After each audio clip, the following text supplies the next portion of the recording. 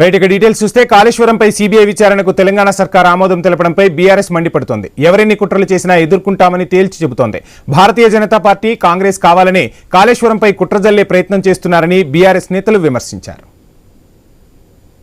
ప్రాజెక్టులో అంతర్రాష్ట్ర అంశాలు, కేంద్ర రాష్ట్ర ప్రభుత్వాలకు చెందిన వివిధ శాఖలు, ఏజెన్సీలు పాలు పంచుకున్నాయి. ప్రాజెక్టు డిజైన్, నిర్మాణం, ఫైనాన్సింగ్లో రాప్కోస్ వంటి కేంద్ర ప్రభుత్వ రంగ సంస్థలు, పిఎఫ్సి, ఆర్ఈసి వంటి ఆర్థిక సంస్థలు పాలు పంచుకున్నందున ఈ కేసును సెంట్రల్ బ్యూరో ఆఫ్ ఇన్వెస్టిగేషన్కి అప్పగించడం సముచితము. అందుకే ఈ కేసు దర్యాప్తును సెంట్రల్ బ్యూరో ఆఫ్ ఇన్వెస్టిగేషన్కు అప్పగించడానికి సభ నిర్ణయం తీసుకుంటున్నది తమ అనుమతితో. అధ్యక్ష, 24 గంటల్లోనే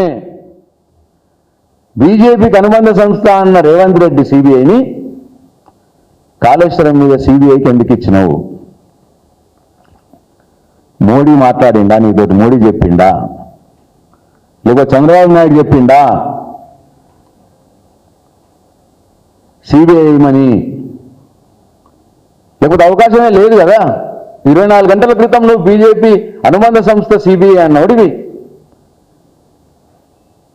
కాళేశ్వరం మీద నువ్వే సిబిఐకి ఎందుకు ఇచ్చినావు అంటే దాని అర్థం అయితే మోడీ అన్నకి ఆదేశం ఇవ్వాలి, లేదు చంద్రబాబు నాయుడు అన్న నీకు చెప్పుండాలి సిబిఐకి ఇవ్వమని. మంచి పని చేసిండ్రు. వాళ్ళకు చేత కాదని తెలుసు, వాళ్ళ రిపోర్టు తడకని తెలుసు, వాళ్ళ రిపోర్టు నిలవదనేది వాళ్ళకి అర్థమైంది. కాబట్టి ఇవాళ వాళ్ళు డిజైన్ చేసుకోవడం కోసం ఈ పని చేసిండ్రు. ఏది ఏమైనప్పటికీ కూడా ఖచ్చితంగా సిబిఐ సంపూర్ణంగా ఎంక్వైరీ చేస్తాయి. దానికి జరిగిన అక్రమాలను గుర్తిస్తారు.